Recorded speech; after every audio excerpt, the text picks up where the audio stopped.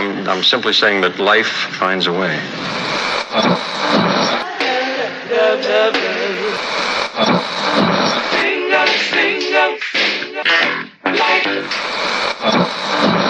All right, people, write something on the board. Let's spell it.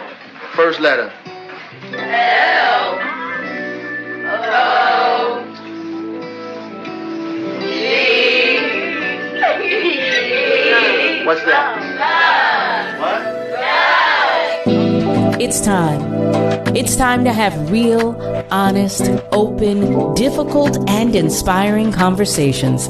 It's time for Love and Life on WURD, Progressive Black Talk Media.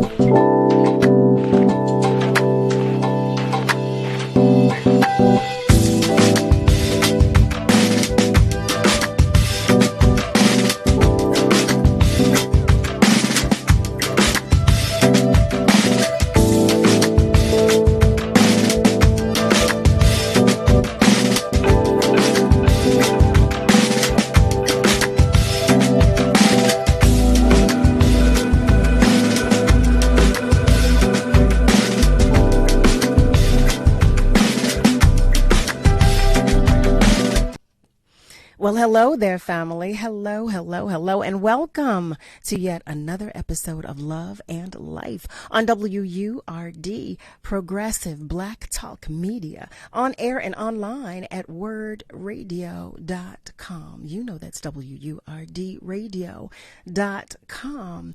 I hope that you've been having a great day. I hope that you're having a great start to your week, I should say. Today is Monday, May 1st. Do you believe it?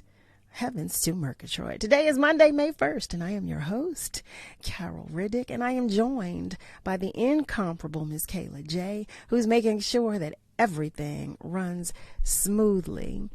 We want to thank you for joining us. You know what I like to do at this time. You know what I like to do when we get started. I like to do a check-in.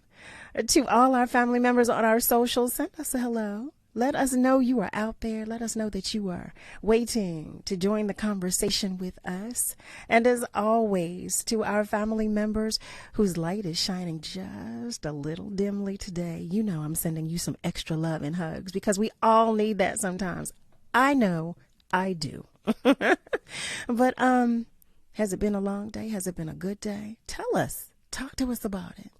Also, if today is your birthday, happy birthday. Happy birthday to you. And if it's not, that's all right. Save that. Put that in your pocket. If I missed it, charge that to my head and not to my heart, if you will.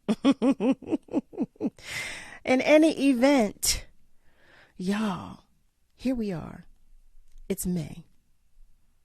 What I've been told is that May, I'm going to say March. Look, I'm going backward. May is Mental Health Awareness Month. And, well, let me, you know what? Let me sum this up for you. Since we have such an abbreviated show tonight, what I decided to do was to invite some of my friends to talk about a project on which we've worked for quite a while now. The project of which I speak is the Nina Simone project. And I thought it would be a great way to start the month of May, talking about the project, talking about so many things as it pertains to her. The project, why we're all involved, you know, what drives us to keep moving with it. And, because it is Mental Health Awareness Month, why not talk about that as well? Because we're well aware. And for those who aren't, we're going to talk about it. In any event, we've got an abbreviated show. I am going to tell you who our friends are, who my friends are. I know they're your friends too. They're going to be joining us. You know. Aaron Graves. I will tell you, Aaron Graves, who learned to play various instruments, including piano, bass, organ, and drums, in the church where his father, who was a great musician with a musical family, was the senior pastor. Aaron eventually moved to D.C., Washington, D.C., to be exact, and attended the Duke Ellington School for the Performing Arts. Family, say hi to Aaron. Hey there, Aaron. How's everybody? Hi, Carol. Thank you. You're welcome. I'd also like to introduce you to Tim Hutson, who is a world-renowned drummer and music instructor. Tim has traveled the world with many artists, inclusive of Simone, the daughter of the late, great icon, Miss Nina Simone. Hey, Tim, welcome to the room. How you doing, Carol? Thank you for having me. And last but not least, the man who brought us all together to do this project, Mr. GERALD VEASLEY. GERALD VEASLEY's musical odyssey, as you know, has taken him to the top of the contemporary music world as a bassist, band leader, composer, producer, educator, and curator. His performance as a six-stringed bassist is top tier, as is his extensive body of work. Mr. Veasley has recorded and collaborated with many of the world's top artists in many genres, inclusive of jazz, R&B, and gospel. Family, I invite you to say hello to GERALD VEASLEY, Aaron Graves, and Tim Hutson. Hello there, gentlemen. Hello. Thank you so much for having us, and thank you for that warm introduction. Absolutely. You know what? Oh, well, thank you. They're all subdued, family. So what happens is when we're all talking, they're, when we're talking, it's different. But I love it. I love it. I love it. I love it. I'm glad that you all agreed to come tonight and to have this conversation. I know that we have an abbreviated show tonight, so I'm going to try to fit so many things in. But the first of which, GERALD, I want to ask you, I'm going to mix apples with oranges all night. So I'm going to start. I'm just going to start and go in. GERALD, the Nina Simone project on which we all work. From where did the idea come for you to start this project? Yeah, Nina Simone, her music has been the soundtrack in our household for a number of years. It goes back even to when my youngest daughter, who now is just graduated from law school, but when she was a child, at the end of every year, we would say, well, how can we inspire, at the end of every school year, how can we inspire her? And my wife suggested the song to be Young, Gifted, and Black. So at the close of every school year, that's how we would celebrate turning the page to the next school year, to remind her that she was young, gifted, and Black. And we do that all through her elementary school years, middle school years, much to her chagrin, of course, because, middle school kids, they don't like to be embarrassed by things like that. I having their parents come to the school playing this music. And straight through high school, even through college, we would drive up to where she was at college, and just, that was part of our ritual. And then even when she graduated from law school. So Miss Simone's music has been important to us because it's been a way to keep our family centered, to ground it and inspire our daughter. But more than that, I was inspired by hearing the stories about Nina Simone and the impact that she made. And the documentary was just incredible about her life. And in studying her music, just realizing that there was so much depth that I think was, in a way, was overlooked. I mean, in her time of being here and walking the planet, she was certainly admired as an artist, but just her contribution as a civil rights activist, as a creative who was boundless in terms of genres that she could approach, and then her dedication to music, it just seemed like the right time to lift her up. And then, of course, working with Aaron and Tim, who are extremely creative and sensitive musicians, and having you lead us all as the presenter of her music and song, it's just an incredible gift to be able to do this music. I appreciate that so much, so much. I want to take a moment to acknowledge one of our family members who is joining us on our socials. Gary Bryant writes, "Good evening, WURD. Good evening, Word family, and hello to GERALD VEASLEY."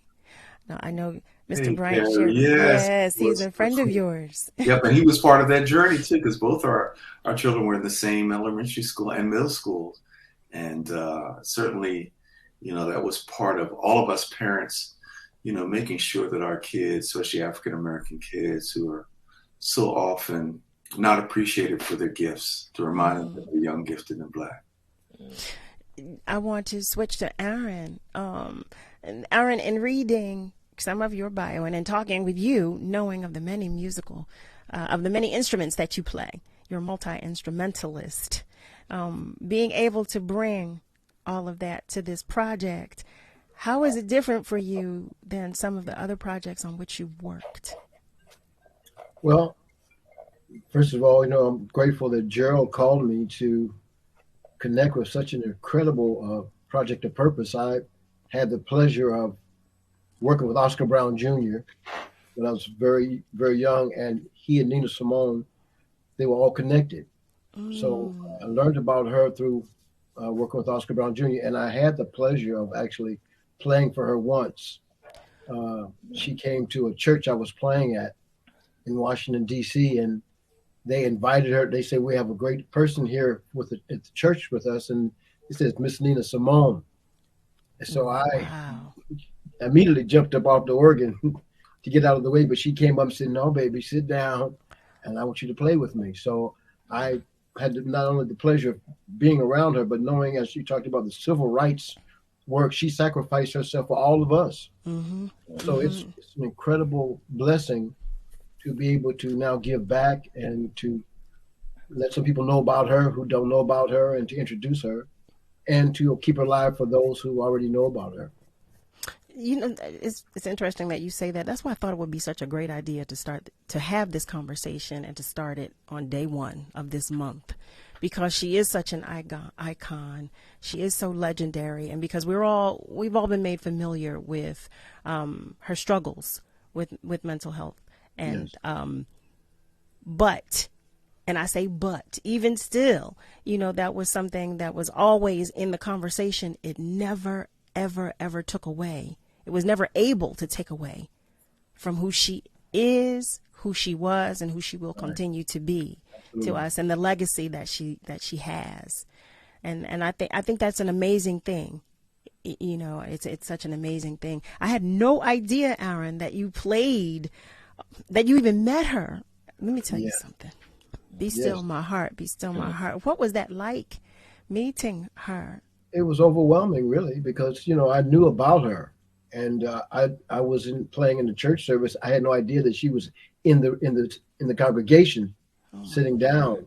And when the minister said, we have an incredible person here today that has blessed us all, and he said, Miss Nina Simone, I didn't know what to do with myself. And so then she came up and shared with us musically. So that was just like an incredible blessing. Wow. For all of us that day. I'm sure. Sure. Now, Tim, I did make our family members aware that you actually played with her daughter as well. How did that come about? A friend of mine from Reading, Benny Sims, bassist, he asked me to play with him, and that was part of the project when we played with her daughter. We played in Canada with the orchestra, and they talked about sort of what we did, talked about her life and struggles and what she did, and we played behind her daughter as a group. That it's interesting to me because first of all, I'll go back to my own experience. I'll start there. When I received the invitation to be a part of this project, I was terrified. I was beyond terrified. I mean, now, I keep saying Nina Simone is an icon. She is a legend. She is, for me, she's bigger than life. For me, she is life, and to be asked to interpret her body of work, it felt like a huge ask. And at first it didn't feel to me like it was anything that I would be able to do, because I just felt like, okay, you just have to be extraordinary, and able to be able to interpret her body of work. But you all make it so easy and effortless to lose that fear. Playing with you all and doing this body of work makes it, you all make it so easy and effortless to lose that fear. And then I felt it necessary to do some research on her myself. And after watching the documentaries and seeing some of the clips of her, they are powerful. They are powerful. And I know like I said, the conversation always turns to her battle with mental health. But yet and still, even when in the documentaries, everybody talks about her strength. Everybody talks about, how much of a beacon and a guiding light she was, and how powerful and strong she was, in her activism. Yes. Yeah. It always makes me wonder if, her battle with her mental illness wasn't something that made her more empowered. I know from what I've read, she dealt with bipolar disorder. And I think, when I think about me, the peon, I think, like, I don't know, some of the battles that she fought, some of the power that she displayed and exuded, I don't know that I would have had the strength to do that. I think in some ways it probably empowered her. Yeah, maybe. I mean, I think there's something to be said about whatever causes you to reach that place where you know exactly who you are and why you were put here. And to arrive at that point, if you have mental illness, it's almost like when you talk about the strength, it could be, and I don't know enough about mental health or certainly about Miss Simone to say this with certainty, but for someone like that who was a force to be reckoned with, who then realized she was a force, and then have a health issue, mental health issue, which is a health issue, right? A health issue. Like, she was an overcomer. And I don't know to what extent it strengthened her, or was it that she just had this resilience because of what she was put here to do and realizing what she was put here to do. That's a good point. In the same way that someone might, have a physical infirmity, but they are determined to follow that path that God has given them. I mean, that's maybe another way to look at it. But in terms of your fears about approaching the project or your uncertainty about it, this is the first time I'm really hearing this. No. So that's fascinating. The second thing I'll say about that is that I think what gets overlooked with great artists, and I consider you a great artist, is that great artists are multidimensional. Meaning, there's the Carol Riddick that sings the sultry love songs. There's the Carol Riddick that worships God through music.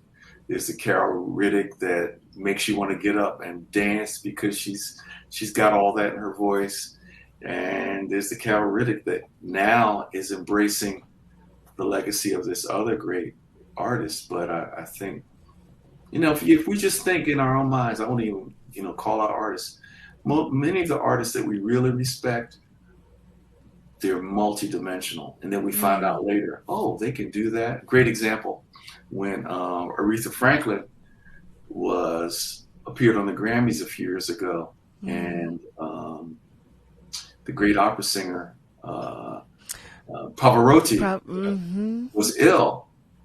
And Aretha Franklin said, I'll do it. And she did. Right? And she did. But we never know until we get exposed to what great artists like yourself can do. So all of that is to encourage you to say, I don't know what you would have to be afraid of, because when you open your mouth, man, it's done. It's done. God bless you for that. I so appreciate that. I appreciate all of the compliments you just gave, and for the offer of the different perspective of the thought that I have. But I remember saying this at our shows. I said it in one of the shows because I was talking about, it's such a huge undertaking. It's when you're talking about interpreting the body of work of Nina Simone, it's a meal, and it's a couple of meals in one. Actually, it's almost like different cuisines, in one meal. But what you want is to give the person to whom you're offering it the opportunity to taste the spices from each cuisine. But you want them to appreciate the meal as a whole. And that I felt a weight, because I felt like, well, she is who she is, and she was just herself effortlessly. It appeared that way to me, that she was just herself, her unapologetic self, and to be able to try to interpret her music, her body of work, and to have you understand it from a perspective that I feel would be the perspective she wanted to share it was terrifying. Family, if you've just joined us, you're tuned in to Love and Life on WURD, Progressive Black Talk Media, on air and online at wordradio.com. Listen, we're having a conversation about the late, great Nina Simone and about the project on which we've all been working for some time now. Give us a call if you feel like doing so. You can call us at 215-634-8065, or you can call us toll free at 1-866-361-0900. But whatever you do, stay with us because we're going to take a short commercial break and we'll be right back. All right.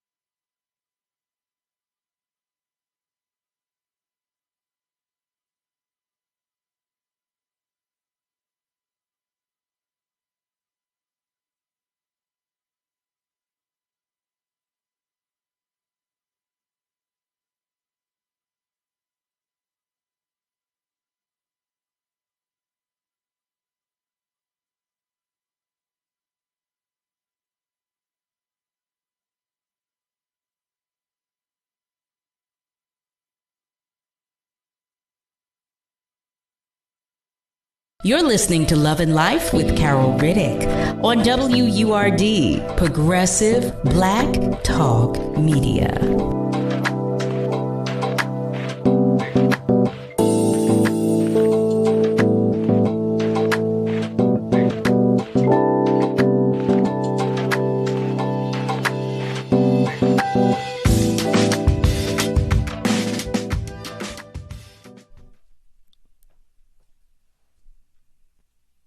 Hey there, family. Welcome back. You are tuned in to Love and Life on WURD, Progressive Black Talk Media, on air and online at wordradio.com. We are joined tonight by none other than Mr. GERALD VEASLEY himself, Mr. Aaron Graves, and Mr. Tim Hutson. These three gentlemen are gentlemen with whom I have the pleasure and privilege of working with as we perform the Nina Simone project. We've been doing so for quite a while. Well, for some time now. I don't even know when we began. How about that? That's the crazy part about it. I don't know when we started. How long have we been performing the project? Question. Aaron, do you know? I think maybe going back to 2017 or 18. Something like that. Certainly before the pandemic. Before the pandemic. Like 2-3 years before that. It was 1917, 1918. 1917? I know I wasn't born Wait. But you know what? It continues to feel fresh, though, doesn't it? Yes, It absolutely. does. Yeah. It does. I think every time we share the stage is definitely a great pleasure. It's refreshing, and you can see. I've heard people say you can tell that we all enjoying the show, and you're enjoying our contribution to them and letting them see, you know, what Nina Simone had to offer, and people that never experienced her or even seen her shows, you know, they get a good feeling about, wow, this is what it was like almost. So, wow. So I guess I was the only one that had that fear. I was. oh yeah. Well, I mean, when you think about Wait. think about her musicality, just pianistically, here's a woman that is probably one of the greatest pianists of our time, quiet as it's kept.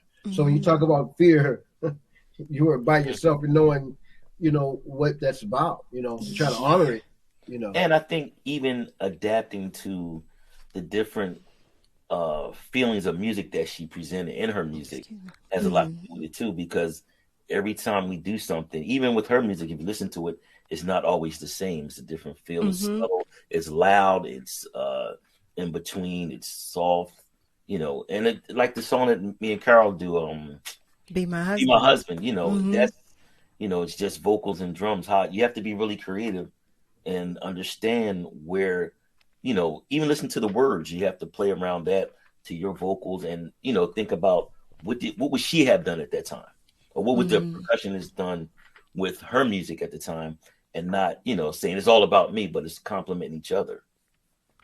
That's a great point, Tim. Thank you. I want to take a moment to go back to our socials. One of our family members is commenting. Alfredia writes, I totally agree with Gerald Veasley. I love Carol Riddick. You know I love you. You know I love you. She writes, good evening, all. Yeah, that was a great perspective that he gave. I always, like you were saying, Tim, thinking about how the music would have been interpreted when she or they were playing it live. I think of the same thing. But I always go back to, you know, the things with which she was grappling and how she would have navigated them. Because, listen, you all know, when we have something that we're working through or dealing with, we know the weight that carries, you know, and she had multiple things, you know, with which she was grappling. She was trying to navigate and to be able to relay the emotion and to play with the efficacy with which she played, you know, and for it to be as prominent as it is nowadays, that is in and of itself, you know, a testament to just to the woman that she is, to the woman that she was. Yeah, I found a couple quotes that I think might also guide the conversation. We talk about this question of mental health. And actually, I was surprised that I found this because I hadn't looked at this in a while. She said, in terms of her sanity, she said, what kept me sane was knowing that things would change. And it was a question of keeping myself together until they did. So she had this need, especially when you talk about social justice, to see the things turn around. So I think she was bound and determined to hang in there, keep singing her songs, keep telling the stories. Like the Bible says, singing songs in a foreign land. You know, she was basically singing songs in a foreign land. And she was a pilgrim in a place that didn't necessarily embrace her fully or embrace Black people at that time fully. But there was, I think, a certain determination to hang in there in spite of all of these issues until she could see things turn around. That's what she said about it. And hearing Aaron speak about the depth of her music and how, you have to honor it and the difficulty of the music. It maybe another word in addition to fear that we could bring up is reverence. We approach music with a certain reverence because it was not ordinary music by an ordinary person. No. Music had purpose, and it had depth. And, for someone who was characterized in some quarters as a jazz singer, she was not your prototypical jazz singer. No, she was not. She had her not. own thing. And even the way she played the piano was not piano vocabulary. She was a singular artist who she drew upon everything that was part of her DNA, which was, music of the church, music, classical music, blues. It was all up in there. Folk music. She lived in Africa. She lived in Africa for some years, so she also had that part that she gave to us. So absolutely powerful. And the courage that she spoke of in that time period when black men were getting lynched. I mean, there were a lot of Quincy Jones juke joint CD. He was talking about how men were still being lynched in the 60s and 70s. So for her to be in the midst of with Dr. King and all of the violence, and then to have the courage to speak on it, a woman speaking on something, having the courage. Well, a lot of us were like, wait, I don't know if I'm going to say that. Right. And she did say it. So just really, I'm very grateful that, we've all been able to join with this, and thank you again, Gerald. Thanks. And Carol, thank you for talking about this today. This is so precious, too. So precious. And I think it also, it's not, if I can say this, it's not unrelated to your tagline, Love and Life. Because when you hear her music, you hear the different levels and different stages of both falling in love. You do. Falling out of love. You do. Searching for love. You do. Trying to get your love back. And then we call the project I Got Life, which is taken from one of my favorite songs, Ain't Got No, I Got Life, which is from the musical Hair. But she talks about, the challenges of life. It's all in her music. There's so many clues that are rich that show that, love and life can be very challenging, but that we have it within us to persevere. We have it. Not just Miss Simone has it, but I would dare to say we all have that. Right. She exercised a freedom in her existence, in her being, that I love and adore about her. To say, look, especially in that song, we'll take that for instance. I ain't got no home, I got no shoes, I ain't got no money, I don't have anything, but I know what I do have. I've got my hair. I got, when she breaks it down in the song, but and being able to do so in an uplifting way. Because when I say I don't have a home, I don't have shoes, I don't have any money, I don't have a ticket or token, I don't have any love, to break it down and then be able to say, but I know what I do have. I've got life. I've got life. I've got my freedom. And to own it in the way that she did in that song. And it feels empowering to sing it. It feels empowering to say it. When we do the song, that's why it feels so good when we, because it feels empowering. Yeah. She's speaking, she's pouring into all of us. She said, the way I interpret it, let me say this, the way I interpret it, she's saying, I'm you, you are me.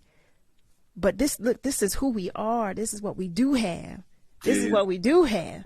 We've got life. We've got our freedom. And and nobody's going to take it away. I love that. I love that. I love the encouragement in it. I love the empowerment in it. I love the expression overall, because it's just, it's so uplifting. I love that. You know, and I feel that way about the majority of her music. There's so much emotion in it, and the emotion isn't. It's layered.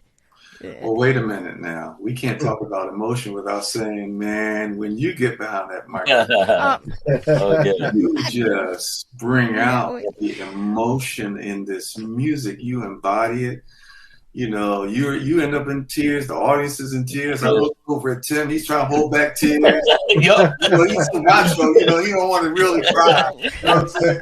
But you know, the emotion that you bring out of the music, you just go to a depth where it's not just singing songs. I mean, we are blessed to live in a time where we have people who can sing songs, but there's something else that you have where you bring out the I don't know the right way to characterize it, but it's the essence of what she's saying through this music, and you're hitting people right dead smack in the center of their hearts.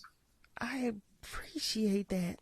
And you're feeling, I think the feeling that you come across on stage, you know, that you took time out to understand what she was singing about, how she was singing it, and you want them to feel the same emotions. Yes. You know, and I've seen, you know, when we're playing and when you're singing, you have everybody in your palm. You know, you got me because I'm looking at the whole time, but I see the audience and it's like, you know, people go to a show and they keep talking. You don't hear anything. They're constantly looking and, you know, looking at you. But I feel like there's a message in every single song that we play. Yeah, yeah. Mm-hmm. There is a message, and I feel, first of all, I'm sorry. Thank you to the both of you. Thank you so much. But it's for me. Like I said, I want our audience to receive the full meal. I want our audience to know, well, this spice was from here, this one was from here. I want them to be able to feel the emotion, to be able to emote themselves from what they hear, from what they're taking in.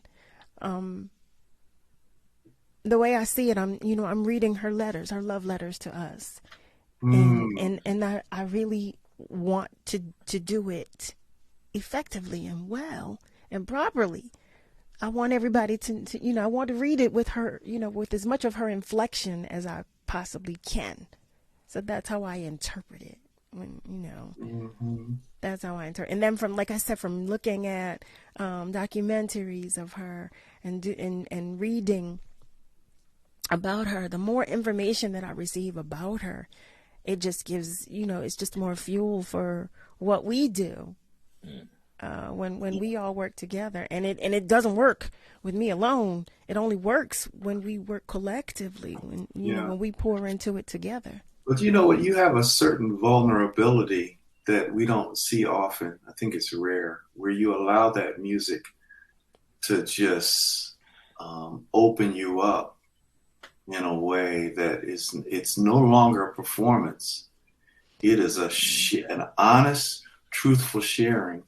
And we need more of that, I think, in the music. It will make all of what we experience in the arts even richer. I found this other quote that I think will kind of tie in nicely to what we're discussing now from Miss Simone. She says, or she asked the question rather, I guess a rhetorical question, how do you explain what it feels like to get on the stage and make poetry that sinks into the hearts and souls of people who are unable to express it? So, like you just said a moment ago, Carol, wanting to bring out those feelings that are expressed in the words, it's like you are doing what often we can't do for ourselves. We need the poets and the artists and the singers to put this whole confusing life into context. There's some things that really there are no ways to express it better than the arts, better than music. So in a sense, that's what you're doing. You're like, you're also hitting people that in places they didn't even know they wanted to be hit. Right? They come and they think they're going to get a show and they come away and get a little healing. Yeah. Well, praise God for that. Right? Because we all, I think we've all, after every single time we perform her body of work, we all walk away saying the same thing. We all text each other about the meal we just had, about the experience we just had, about how the Spirit was with us, in us, flowing freely. I want to take a moment, family. Excuse me, if you've just joined us, you're tuned in to Love and Life on WURD, Progressive Black Talk Media, on air and online at wordradio.com. We're going to take just a short break, but stay with us, okay, because we will be right back.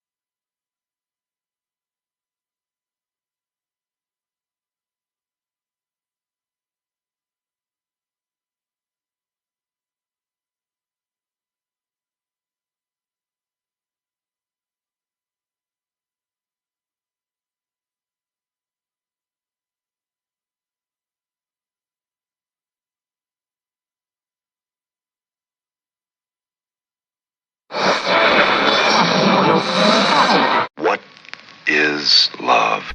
You're listening to Love and Life on WURD, Progressive Black Talk Media. I think I know what love is.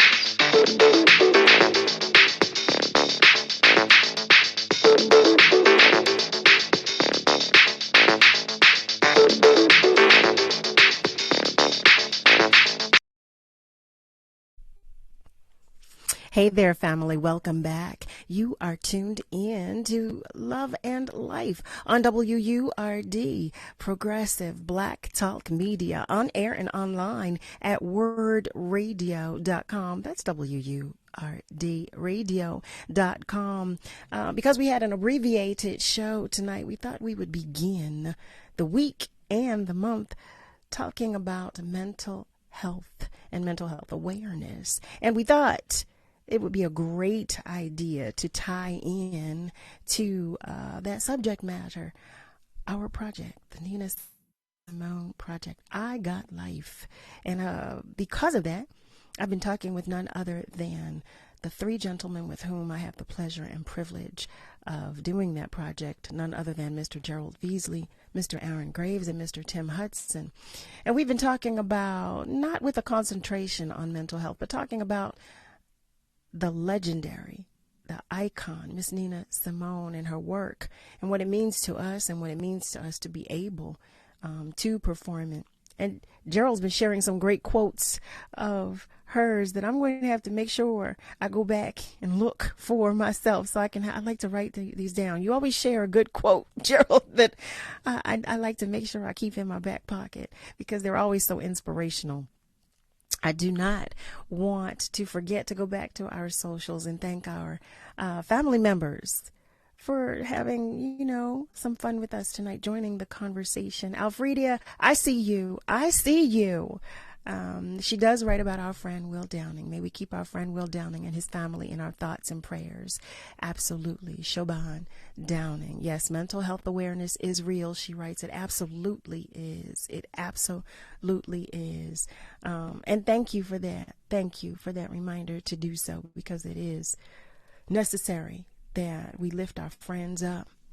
Our friends and our family, that we lift our loved ones up. Well, I say it all the time. It's necessary that we lift each other up. We're all in this together. I say that all the time. But in saying that, I want to make sure, since we've been talking about the Nina Simone project, I want to make sure that we make you aware of what we have coming up. And I would have been completely remiss, because I would have forgotten to do so, just continuing the conversation, because I think it's such a necessary conversation in 2023 to talk about Nina Simone and her legacy. Because in comparison to, well, I shouldn't say comparison, but just noticing the journey that our industry is taking. I am saying this, family, so don't get upset with anyone else. I am saying this.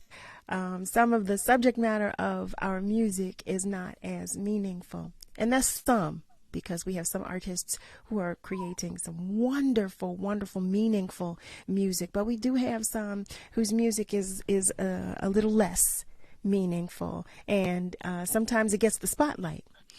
And I personally think that it's steering us in the wrong direction.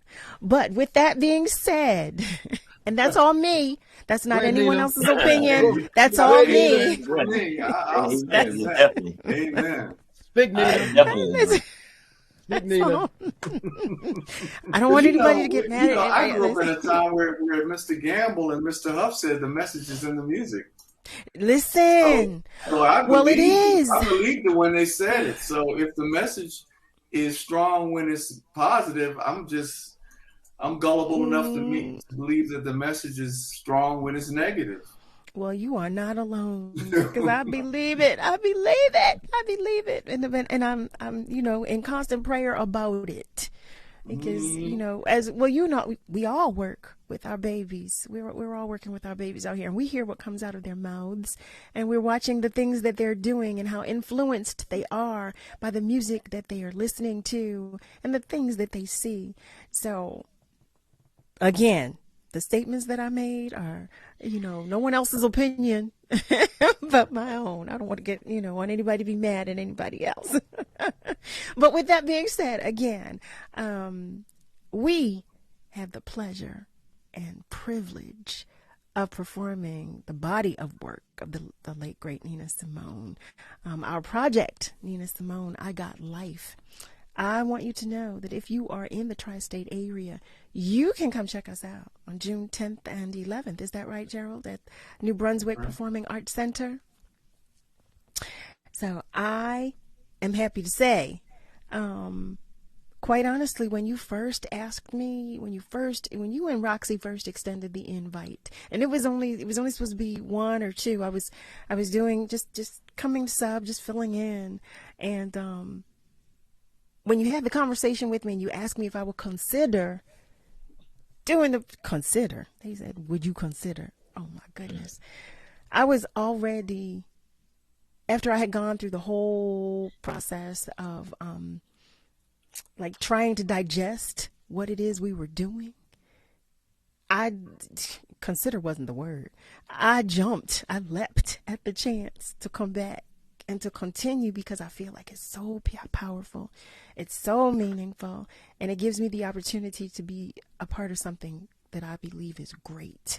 I believe that what we're doing is great work, and I believe the message is so necessary. The messages are so necessary that I thank you all. I thank you, Gerald, first and foremost. Well, I thank you I thank you for saying yes, and I thank you for having great collaborators in Aaron and Tim and you. I mean, I think we often use the word family but I really consider us to be a family that we come together for a common purpose, and we give our whole hearts to this project. And yeah, I mean, I just, my prayer is that everyone within the sound of our voices get a chance to experience this music, to experience what we've done with the music, and go back and listen to Miss Simone's original versions of this music. I mean, I think, to your point, Carol, we just need it now more than ever. Some of these songs are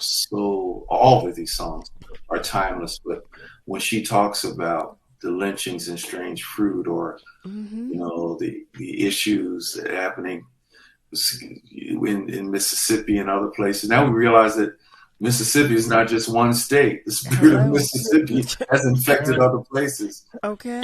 And all of these things are still taking place. All of these things are still happening. All of them. Not just some. All of them. Everything that she sung about is still happening today, you know. So I'm just I'm going to remain prayerful. How about that? I'm going to remain prayerful that that things, well, there has been change, but things continue to change, and that they change on a bigger scale and on a more positive, in a more positive way.